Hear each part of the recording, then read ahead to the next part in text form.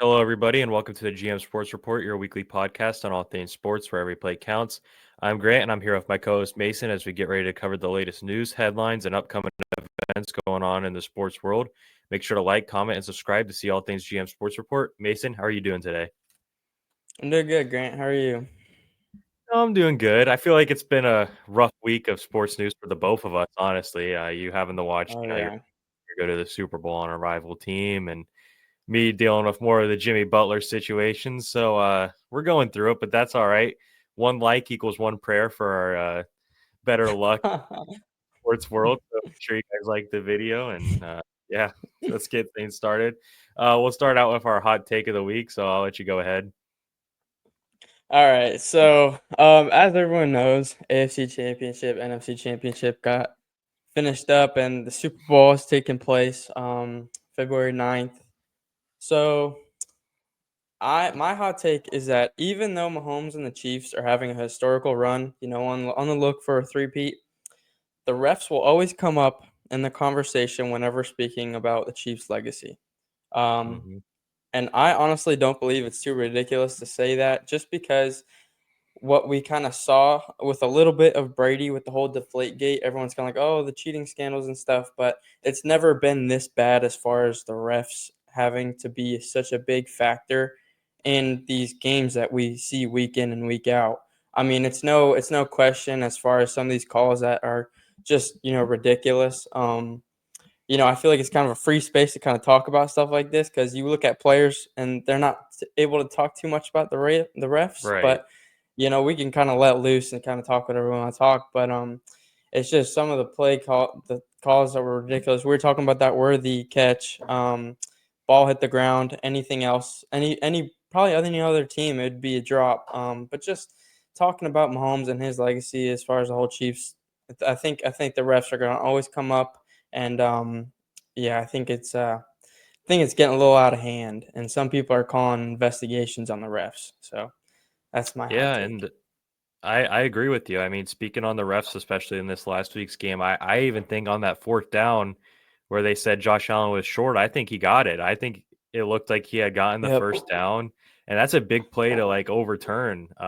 huge play. It was a huge turning point in that game. It's unfortunate to see. I mean, I'm not trying to discredit the Chiefs because truly what they have done has Right. been something we probably won't see in a long time. But it's true. Like you can't just not bring up the refs when this stuff happens because there's Yep. always a questionable Yep. game or call every single game. It's just a Every game. fact. And there was literally a commercial that was like, I think it was like ESPN or something was behind the commercial, and they were making a joke about how the Chiefs never get calls or something. So it's like the NFL and everything, they know that this is like a thing and that this is something that fans are complaining about, and they still like don't change anything about it. I don't know if there's really much to change. I just don't know what's I going don't on with that know. whole situation. I Obviously, people know. have their theories, and it's very interesting to hear all the theories and stuff. But I 100% agree with you. So, yeah, that's a Yeah. good hot take. My hot take of the week is I am doubling down on my hot take last week, which was if Khalil Ware got more playing time, he'd be the rookie of the year. Since I have made that comment, he has jumped all the way up to the front runner for rookie of the year right now. And he's become a full time starter for us in that span. And as a starter, Khalil Ware is averaging 17 points per game, 10 rebounds per game, and 2 blocks per game. So he's putting up some really good numbers in the starting lineup, and him and Bam look great next to each other. That was the whole thing I was worried about. Was I don't know. There's going to be some growing pains, but so far it's looked phenomenal, especially on the defensive end. Last night they had a great double overtime win against the Orlando Magic. So yeah, that's my hot take of the week. I had to talk about one bright spot going on in Miami right now because there's Yeah. not a whole lot going on. So yeah, shout out Khalil Ware. Nice. All right. Next thing we're going to be talking about is our underdogs of the week. So, Mason, I'll let you go ahead with this one. Okay, so this is a guy that I was watching all throughout college. My brother is a huge Clemson fan, and that's Will Shipley. I know it was kind of garbage minutes, but the Washington defense was still on the starting defense was still on the field, and Will Shipley broke, a 70-yard run down the field, and he did get his first touchdown. So 4 carries, 77 yards, and touchdown. I think he's he's going to have a pretty good career, whether he stays with the Eagles or he gets traded for value or something, because he is a solid back. And yeah, he just I think he could be good in the future off of what he's done. Yeah. Um, I think you'll start to see how disinterested I am to talk about football anymore because of the Oh yeah, outcomes and, Chiefs Eagles. So I just realized yeah, that both of these first two things are basketball related. Um, yeah. my underdog of the week is Dylan Brooks. Love him or hate him. Oh yeah. This guy had a ball game last night, 10 threes, which tied a franchise record for the Rockets. He had 36 points, and it contributed to a 114 to 112 win over the Boston Celtics. Just a crazy performance. I know Dylan Brooks has a very mixed thoughts about him throughout the league. Some people like him, some people hate him. I'm kind of fall more towards the hate him side. But I feel like he's one of those players where if he's on your team, you'd think he's like a dog and you'd love Mhm. him. He's like one of those guys. So yeah, shout out Dylan Brooks. I don't think many people talk about him. So having 10 Yeah. threes in a game against the Celtics is pretty impressive. Mhm. All right, now we are going to slide over to the NFL, and I just want to get your thoughts on the championship rounds. Did you think they were good games? Did you think they were lackluster? What were your thoughts on the championship games? So the Bills Chiefs game was going great. Obviously, till those controversial calls kind of came in, and I don't think people realize how big those calls actually were. Um, and another thing to kind of talk about is that I don't think that has been getting talked about enough. Is what the flag was for on the very. I don't think it was the last play, but to convert on that was a 4th and 5 play where Chiefs blitzed the heck out of the Bills, and Josh Allen just Mm, kind of had to throw it up and went through Kincaid's hands, which it was a tough catch. Everyone makes it out to seem it was as easy as Mark Andrews. It was no, not. it was a good catch. Um, and you see a flag pop up, on the screen, just yellow flag, and then the play's over, and everyone's like, okay, well, what's the flag? Then just gets picked up. So I don't know if that, Yeah, was something, but that definitely doesn't help out at all. But that Washington Eagles game, I think it was good. Like I said with the Bills Chiefs game, it was good in the first part, like probably half of it, and then just kind of got out of control, like we were kind of talking about how it could. Um, but yeah, yeah. To explain the championship games, I'd kind of say they were predictable. Like everyone kind of knew what the yeah, outcome was going to be. At least we did. We both predicted the Eagles and the Chiefs to win. Or wait, did you pick the Chiefs to yeah, win, right? I did, yeah, That's what I thought. Okay, I was just making sure. Yeah, yeah, so we both picked them to win. I think that's what most of America was going for. The Bills Chiefs game was definitely the better game out of the two. It was like more competitive and more interesting to watch. But yeah, like you said, it's hard to like truly enjoy a game when it feels like the refs are in control. And I'm not trying to be that guy, but it's just like it's the yeah. facts. Like I don't know. So yeah, those are my thoughts. I thought it was very predictable. I do want to know what your three takeaways are from this last week, though, from the games. So go ahead. Yeah. So the first one was during the Commanders Eagles game. The penalties and turnovers are absolutely killed the Commanders' chance of our already slim chance of beating the Eagles. Eagles, as we all know, throughout the season have just had a powerhouse of a team.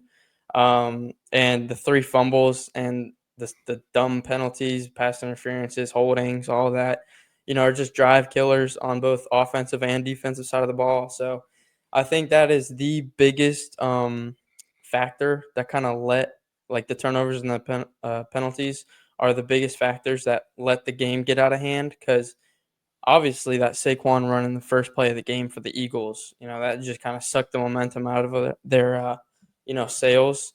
So Mm, with the momentum already gone and the turnovers and penalties, it is just a mix of a disaster. And the score accurately, showed that.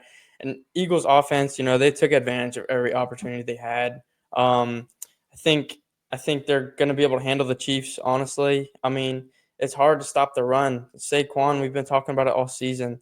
He had 15 carries, 118 yards, and 3 touchdowns. With the very first carry of the game, going for a 60-yard touchdown, for like 5 broken tackles. So it's going to be hard to stop him, let alone the passing game. Jalen Hurts had a great game, sadly. And yeah, the just guys got open and couldn't stop pass or the run. So it was kind of all over the place. And then my third takeaway is Bills had some questionable play calls in clutch must need situations. They what was it like first and goal, and they were like right on the goal line. They needed to get in the end zone, and they threw an up ball to Keon Coleman against Hmm. uh, McDuffie or whatever his name is. Just that it's I don't know those and all the QB tush pushes. It didn't work that well for them. Yeah, I don't think they converted once on any of those tush pushes that they did. They should have Yeah. on that last one that they did, but just couldn't. And I think the play calls definitely didn't help them. Like I said, they had an all-out blitz, and he just threw the ball up on that 4th and 5. So yeah, just pretty unfortunate turn of events in the AFC Championship, NFC Championship outcomes. So America football fans, I'm sorry for what we have to witness in the Super Bowl. I think it'll be a great game, but sorry for whoever wins. So Yeah. My first takeaway, I guess this could kind of fall into a hot take. I saw a lot of things saying like how if the Lions beat the Commanders, like the Lions would have beat the Eagles or whatever. But I think that the Eagles would have beat the Lions if it wasn't the yeah. Commanders in there. One, I hate that argument. Okay, like the whole if the Lions beat the Commanders, look, they didn't. Okay, and another thing Mm-hmm. is the Lions were absolutely beat up and injured, and like what was it, 16 players were injured on their team, Something and a like lot of that. that was Yeah. on defense. So I mean, we see how good the Eagles offense is. I don't think it would have been a good matchup for the Lions. So No. yeah, that's my first takeaway because I've seen a lot of things about that on Twitter, and I just completely disagree with that. My number Mm-hmm. two takeaway is despite losing, Jaden Daniels has put one of the greatest rookie seasons we'll probably ever see, and the future is Mm-hmm. super bright in Washington. I mean, just a phenomenal run that they had to make it all the way to the NFC Championship is crazy. I'm a Yep. big Jaden Daniels fan now. I didn't know much of because I'm not a big college football guy. I didn't know much of him coming into this year, but man, he's looked amazing, and the future's definitely bright there. My number three Mm-hmm. takeaway, I think this is fit in because we kind of been talking so much about the refs, but love him or hate him, Patrick Mahomes will always find a way to the Super Bowl, and he will go down as one of the greatest, if not the greatest QBs of all time. Yeah. Something that I just think is insane whenever I hear it is that the only two people he's ever lost to in the playoffs is Tom Brady and Joe Burrow. So Yep. pretty crazy stat there. He's always going to find a way to the Super Bowl, so you do got to give him credit there. Yeah, those are my three I takeaways. think I think that kind of what we're seeing with I don't know as far as the extent of how great they both are, but I think the conversation that we'll be having in the next couple of years is kind of going to be similar to the LeBron Michael Oh Jordan yeah. thing. You got the up and coming guy who's just been what has been the 7 AFC championships Hmm. in the past 7 years. It's just insane. So Yeah. I am a Brady lover, or maybe not lover, but he is my goat that I think of whenever I think of like quarterback goats. So I think it should be interesting. But they're all Brady fans are always going to have that Super Bowl win over Patrick Mahomes. So I don't know. It'll definitely be interesting. It will be. Yeah, like you said, it's definitely going to be a debate for the next however many years. So it'll be Yeah, interesting. exactly. Yep. Um, all right, now we're going to slide over to the NBA, and we're going to start with what we do every week with our player and teams of the week. So Mason, I'll let you go ahead and start with your player of the week. Who you got?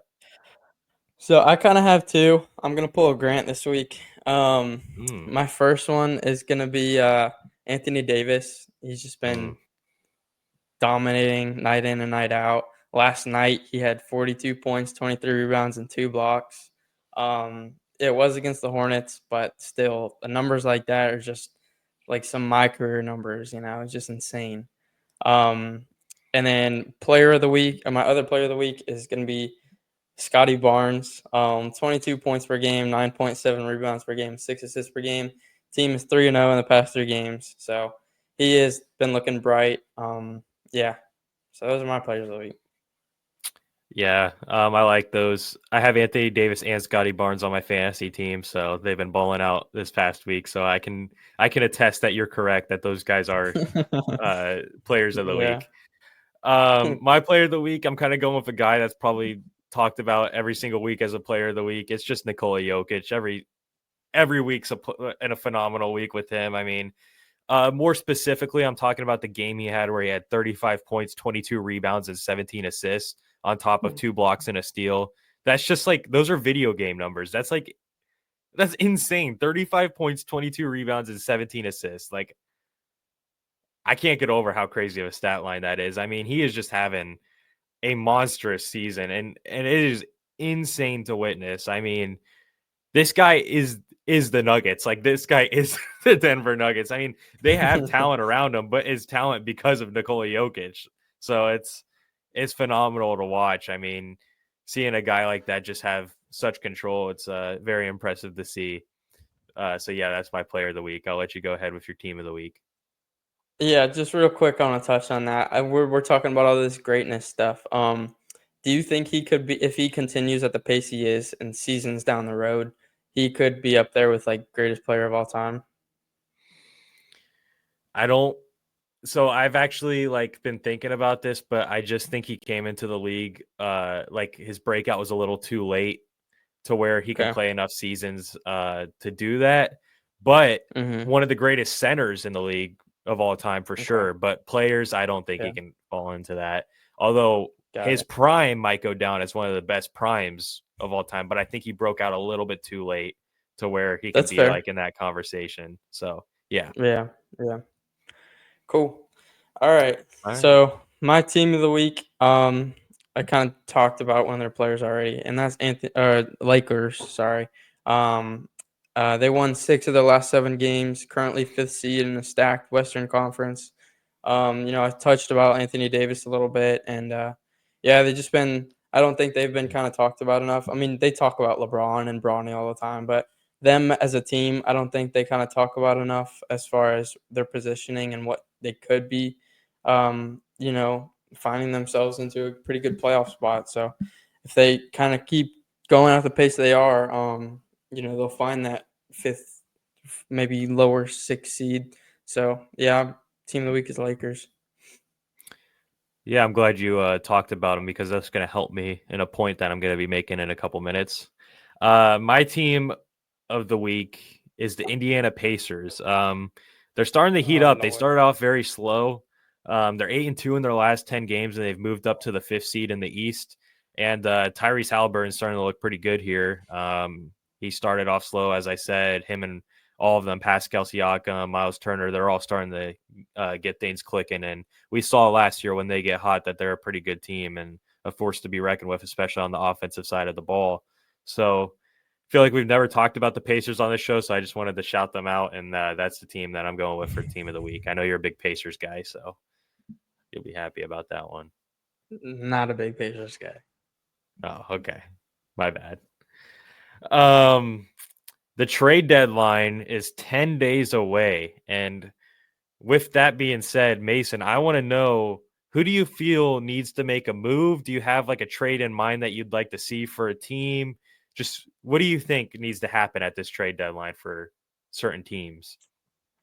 So I've been so revolved around my NBA team, and coming from an NFL kind of like, I used to be just strictly off of NFL, so I can kind of pick and see all the kind of different. It wasn't as much happening in one time as NBA and MLB, so I'm not too, I guess, open around the league as far as these trade stuff. But I will say he obviously need to do like get a deal done with Jimmy. I think that's just kind of lingering, and everyone just kind of wants to see it done. I know you as a Heat fan want to see that, get compensated for something as far as that. And I did see reports, I think it was a couple weeks back, where it's like Dylan Brooks was saying he was gone, but shooting the way he was shooting last night, 10 for 15, just 36 points. I think, or 10 for 15 from three, and then getting 36 points. I don't think he's going anywhere. Um, Yeah. but yeah, I mean, I don't really have any set trade packages I can think of. I know Beal. I don't know if that trade clause would kind of get lifted or something with that. But I know, yeah, I'm guessing I'm gonna kind of pass it over to you. I'm sure you got a couple packages thinking of.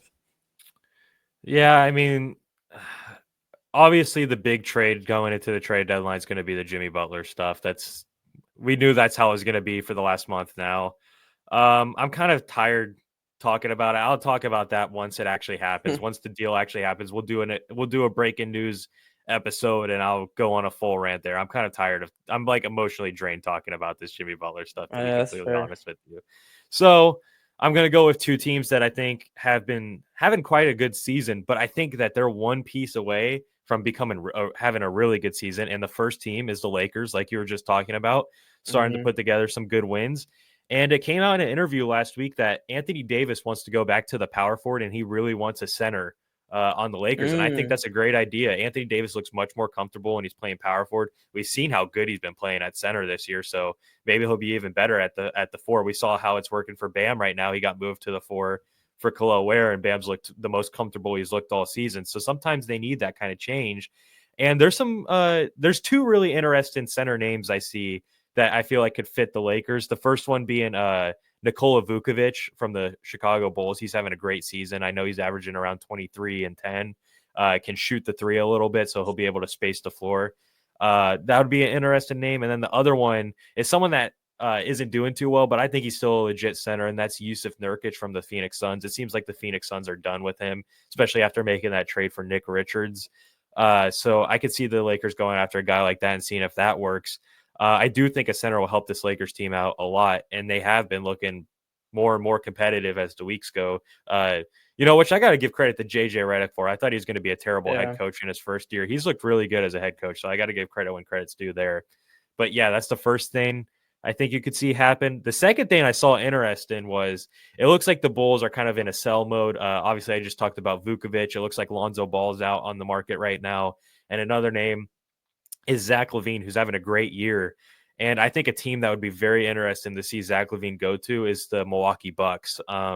I think he'd fit in perfectly there. Him and Dame as that backcourt would be phenomenal. It would be raining threes. Zach LaVine's shooting at a great clip right now. I think he's averaging almost 4 threes a game.